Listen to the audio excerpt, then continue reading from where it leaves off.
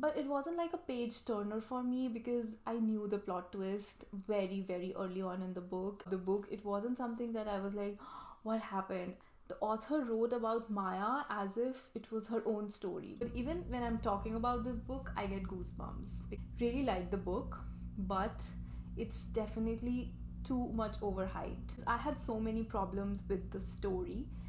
Hey guys, welcome back to my channel, and today's video is going to be a book review video. I have read 10 books in 2024 so far. I used to be an avid reader when I was back in India. I used to have a lot of time to read, but once I came back to US, it got a little bit difficult to buy books and read and everything, It just got a little bit too much for me. When I moved to Boston, I found out that you can rent books or borrow books from the library for free, and you can read it and then you can return it. So that got me a little bit excited about reading, and that's when I started reading again. And I'm also part of a book club now.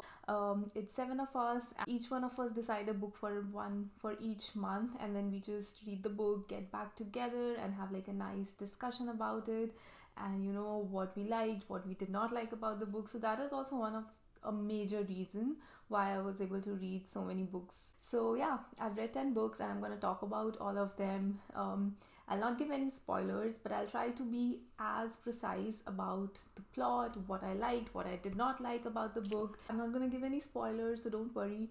I'm just going to talk about how I liked it and what I rated the book. And I also have my notes here because every time I was reading a book, I was writing my thoughts about it because I knew I wanted to film this video. Let's start.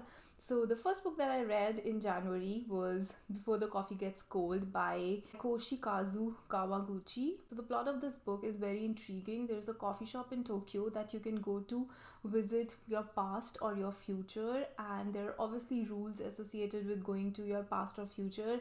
Like you have to get back to the present before your coffee gets cold. So you can go to the past, see what is happening, and then before your coffee gets cold, you have to be back. There are other rules that are explained in the book as well. So there are a total of 4 plots that are followed in the book, and even though I liked the concept of the book, I felt it was a little bit difficult to understand. There were a lot of repetitions. It wasn't a very well written book for me, and also a part of this would be because it's translated in English, so that could also be one of the reasons why it was not a very easy read for me. And also I felt like the characters could have been analyzed, explored more deeply. I felt like I knew the characters on a very surface level, like there wasn't any depth in those characters, so it felt like it was very underwhelming for me. So I would rate this around 2.75 out of 5. The second book that I read is called The Silent Patient by Alex Michel Dees. I don't know how to say his name. He's Greek, I guess. So this was a highly recommended book online, so I felt like I had to read it.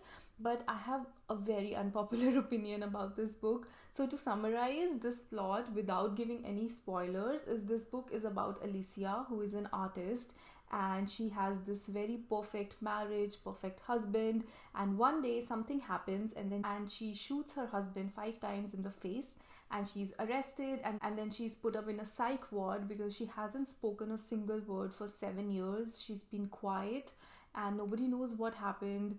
Nobody is able to talk to her, and then this therapist comes into the picture, Theo, who is convinced that he can make Alicia to talk, and then she does eventually talk, and then this whole journey begins. It's a suspense thriller kind of a movie. This book goes back and forth with Theo's thoughts and Alicia's journal that he found that only he knows about. He's reading about it in the journal, and so you're constantly thinking what is going on, who did it, why she did it, or what happened. So it does kind of keep you on your toes.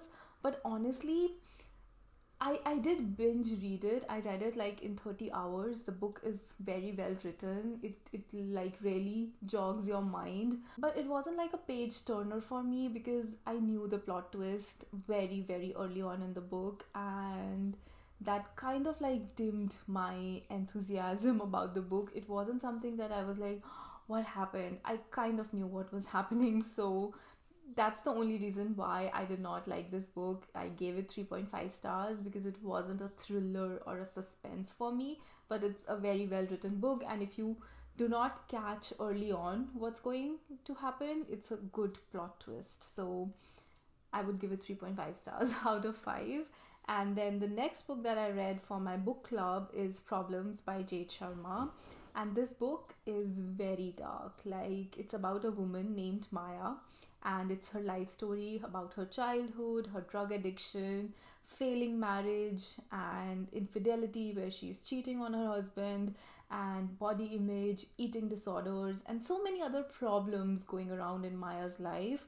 And I would say I did not particularly enjoy this book because it was actually problematic, and but I did like the writing of the author. It's very well written, and I like how Maya's character was written. It's very bold, it's very unbothered about the world, and how brutally honest her thoughts are. Like, the author wrote about Maya as if it was her own story. But overall, I felt like I could not connect or could not relate to the character that much. I haven't really read a book like this ever, and it's kind of off-putting to a level, but it was a nice experience reading it. I do not think I would reread it or would recommend this book to anyone, but if you do feel like it, if you like reading about people's trauma, very dark thoughts, very wild thoughts about people, you might like this. But I did not like it. I rated 2 out of 5 stars because it was a little bit too much for me. So the next book that I read is It Ends With Us by Colleen Hoover. This is one of those cult classic, super hyped book on the internet, and everyone is talking about it, and there's a movie coming with Blake Lively and Justin Baldoni, and honestly, I really like the book, but it's definitely too much overhyped than it deserves to be. It's a good book, it's very well written, it's very detailed, and something about Colleen Hoover's writing is very easy to read. Like, anybody can read it. Even if you're not a reader, it's very easy to read. It's very easy to understand what she's writing. Why it was so criticized or why it was so overhyped on the internet, I do not know. The characters in the book is very relatable, and it did sort of tear me up and made me emotional at the end. So if I'm emotional at the end of a book, that means it's a good book for me. So this book follows a girl named Lily, and it goes back and forth about her 2 love interests. It's all about how her relationship dynamics changes throughout the book. I would rate it 4 out of 5 stars solely because I loved the ending. I loved how it's written. And the book I read is a very cult classic, famous book by a very, very famous author. And that book was Norwegian Wood by Haruki Murakami. And this book I have a love and hate relationship with. Something about the writing about this book I really liked. It's very cozy, it's very well descriptive, it creates like a different kind of atmosphere whenever I'm reading this. But something about this book was also very much uncomfortable to me. Like, throughout the book I was reading, I was very much aware of the fact that a man has written this book. That's the problem with this, and it's very misogynistic. Like, nothing the male characters in the book did was shown in a wrong way, and everything that the female characters in this book did was written, like, was portrayed like crazy, mentally unstable, and a very misogynistic viewpoint. So I do not understand why people love this author so much, because I had so many problems with the story. It's about a student called Toru, and it's his college life, love affair, life story. His love affair with this woman who is battling depression, and it just goes back and forth between few different lovers that he has, and he's a college student in Japan. I hated the ending of the book. I did not like it at all, and I was sort of mad about the ending. It was very problematic for me, and I do understand it's set up in 1960s Japan, so maybe the thoughts in the book is a little bit outdated, and it wouldn't go well with the modern ideologies you have of women, of men, and the differences between them. But still, I felt like this book was it was a very misogynistic book, honestly. but I did like the writing of the author, so I am just not giving up on Murakami yet. But I still think I would like to give Murakami another chance. I'm gonna try and read another of his work to actually form an opinion if I would want to read more of his work or not, because this one I did not like, even though it's highly rated. I would rate it 3.5 out of 5 stars solely because his writing is good, but it's very problematic. The next book I read is called Normal People by Sally Rooney, and this book is soul hitting. Like, the writing is so good. Even when I'm talking about this book, I get goosebumps because I love it so much. And this is one of those books that would stay with me forever. It's about a long situationship between these two characters, Marianne and Connell, who are from very different social, financial background or status, and it's about their growth and the way they change each other through school life to college life to adult life. The way Sally Rooney has written these characters with such attention to detail, I love the intimacy I felt with each of the characters. Like, while reading it, it felt like I'm sitting with them in the room and experiencing those emotions, and that is something, hats off to a writer like Sally Rooney, because I'm a fan. I'm a huge fan now. But there are parts of this book where she discusses the aftermath of an event before talking about the event. So you would see the consequences of certain events, and then the next chapter would be about how that event was and how it led up to that consequence. So and surprisingly, it was very interesting to me. I wouldn't like a writing style like this, but I really liked it.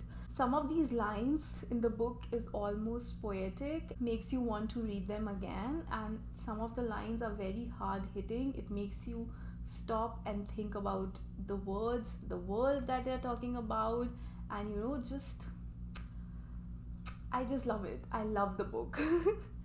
And I borrowed this book from my local library, like I said, but this is one of those books that I want to buy for my collection. Like, I want the whole set of Sally Rooney books on my shelf. I love it so much, and I'm definitely going to buy it.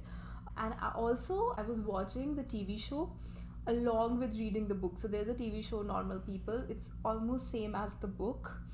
And I was reading the book and I was watching the show, but somehow I was enjoying reading the book way more than I enjoyed watching the show. I actually read the book and I never finished the show because I thought it was kind of off-putting.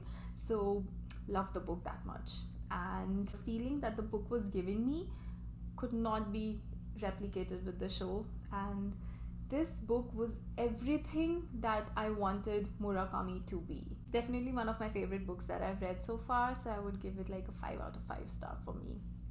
Next book that I read is called Writers and Lovers by Lily King. So this book is about a 31-year-old struggling writer called Casey, and she's trying to overcome the death of her mother and is also juggling with several lovers, like her love life, and is in a financial crisis due to college debt and is in a very shitty waitressing job.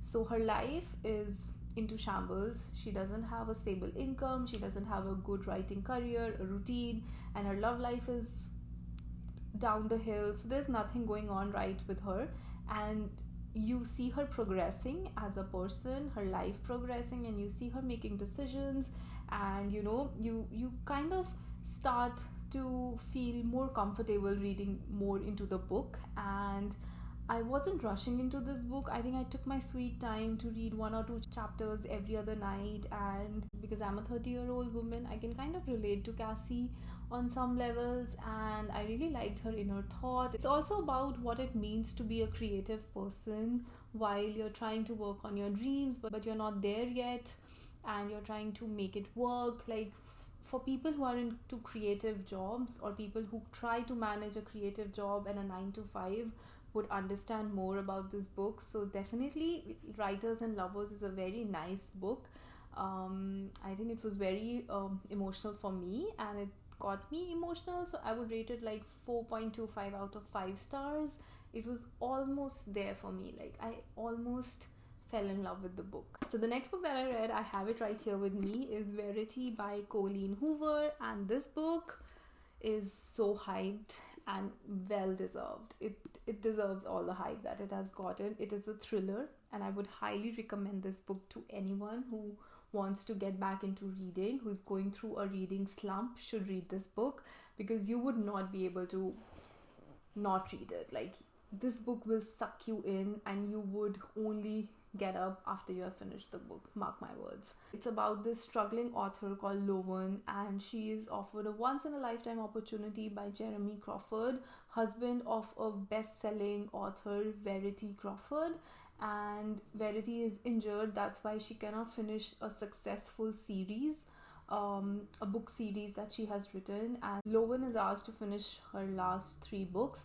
So she goes into her office and she starts finding manuscripts for the book, and she starts going through the plot, and then she finds an autobiography or a manuscript that Verity has written, which she did not intend to publish, and it's all about her life with her husband, meeting her husband, her family and everything, and it's very, very eye-opening. It's almost bone-chilling to read her manuscript. So it's about her journey, her story, and then it's if Lowen would tell her husband what's going on. She also has she's attracted towards him. So there's a lot going on in this book, but it is very good book. Like, you would read it and then you would feel things. And this book is definitely a topic of discussion, and every person would have a different opinion about the book. But yeah, I'm giving it 4.75, only because I felt the ending was a little bit rushed for me. Like, I did not enjoy the ending as much as I enjoyed reading through the whole books. But definitely one of the best books I've read. One of the best thriller books that I've read so far. And then the second last book that I read was again for my book club. It was called The Modern Gentleman by Megan Quinn. This was a very light book. I actually listened to it on Audible for my book club, and it was one time listen, nothing too exciting. I did like the ending. It was very dramatic. It was very movie-like ending. The book is funny. It has it's a very cutesy, funny story. It's about this guy who writes a blog called Modern Gentleman, and he writes about dating advice for men, which is very interesting to read. And he's given a task sort of to find a girl, to date her, get her number through, and write the experience on Modern Gentleman, and then she finds out about it. So it's like the whole story, and it is written from a man's perspective.